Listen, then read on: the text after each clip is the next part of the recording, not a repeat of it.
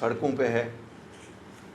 आए दिन हम देख रहे हैं हमारे एम्प्लॉइज़ जो डेली वेजर्स हैं डिफरेंट डिपार्टमेंट, चाहे वो पीएचई के हैं, पीडीडी के हैं, या आप देखिए डिफरेंट कहीं रूरल डेवलपमेंट में लगाए गए, कोई इंफॉर्मेशन में लगाए गए हैं, इन सब को हरास किया जा रहा है, इनकी तनख्वाहें नहीं दी जा रही है, इनको ये पता नहीं है कि इनकी नौकरियां परमानेंट है या नहीं है। मेरी सरकार से अपील होगी कि इस मसले को इमीडिएटली हल करें।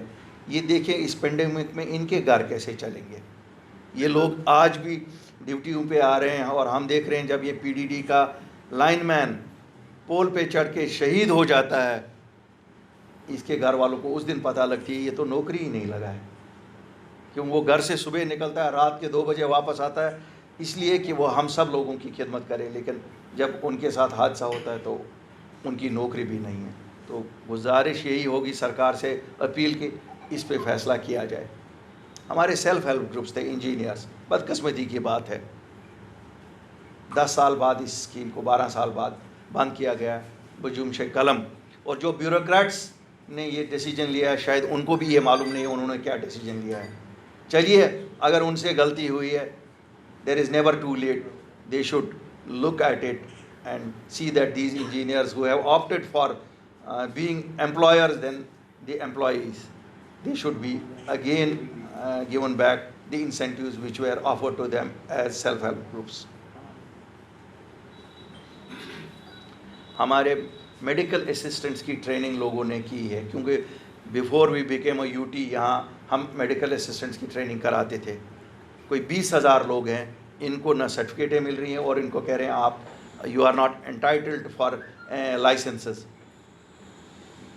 अपनी पार्टी ने ये फॉलो किया था, हमने सेंट्रल गवर्नमेंट लेवल पे भी फॉलो किया। जो फार्मेसी काउंसिल ऑफ इंडिया है, फार्मेसी काउंसिल ने भी रिकमेंडेशन दी है कि 31 अक्टूबर तक जो लोग जिन्होंने इसकी डिग्री ली है या पढ़ रहे थे उनको 1 टाइम वेवर दिया जाए, क्योंकि उस वक्त तो ये था नहीं। मैं एलजी साहब से अपील करता हूं कि वो इसमें पर्सनल मुदाखलत करके इनको इमीडिएटली लाइसेंसेस दे दें, ताकि इन 20,000 घरों की रोज़गार का कोई ना कोई इंतज़ाम हो जाए। एक जो माइग्रेंट एम्प्लॉइज़ का रिक्रूटमेंट है, फास्ट ट्रैक पे होना चाहिए था। ये सही मानों में फास्ट ट्रैक पे होना चाहिए। अगर हम इसमें फेल हो जाते हैं तो काफ़ी सारा कुछ हम जो कहते हैं कि माइग्रेंटों को वापस ले जाएंगे, शायद उसमें घड़ी पीछे जा रही है, आगे नहीं जा रही है। हमने पहले भी बोला है कि SRO 202 जब ख़त्म किया गया, इस पार्टी ने उसके लिए आगे पेश हम लोग रहे, सरकार को हमने शुक्रिया भी किया, लेकिन अभी भी कुछ चीज़ें रखी गई हैं। ट्रांसफ़र पॉलिसी में उनको तंग किया जा रहा है, या जो बच्चे हमारे लद्दाख में हैं उनको वापस नहीं लाया जा रहा है, उनको जल्द से जल्द वापस लाया जाए। आप सबको मालूम होगी कि यहाँ एक मिनरल माफिया काम कर रहा है। उस मिनरल माफिया ने 5 अगस्त 2019 का फ़ायदा उठा के बैकडोर से एंटर हुए, तो हमारे स्टेट के लोगों को नज़रअंदाज करके बाहर के लोगों ने कब्ज़ा किया इस मिनरल वेल्थ पे जो हमारी स्टेट की है। यही वो चीज़ें थी जिनके लिए जम्मू कश्मीर के लोगों को हमेशा लगता था कि उन्हें तहफ़्फ़ुज़ चाहिए। हम सब लोगों को ये मालूम था कि हम एक मिनरल रिच रियासत हैं, हम वाटर रिच रियासत हैं, हमारी इन रिसोर्सेज को लूटा जाएगा।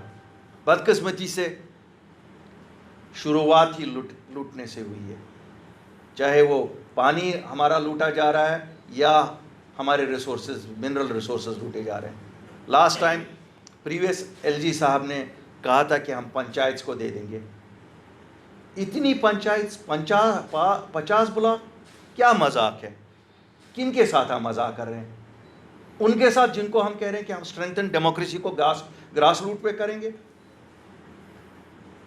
मेरी गुजारिश होगी कि इस मजाक को ख़त्म करके कम से कम 500 ब्लॉक्स, 50 से बढ़ा के 500 ब्लॉक्स पंचायत के हवाले किए जाएं, और शहरों में, श्रीनगर और जम्मू के शहरों में चूँकि पंचायत नहीं है, वहाँ अर्बन जो हमारी म्यूनसिपलिटीज़ हैं उनके तहत जो पुरानी क्वायरिंग हो रही थी उनको परमिशन दिया जाए, और उनको भी कोई, क्योंकि ये शॉर्ट टर्म परमिट्स हैं, उनको भी department should go in for the mining map, उन लोगों को वो माइनिंग मैप निकालने की ज़रूरत नहीं पड़नी चाहिए।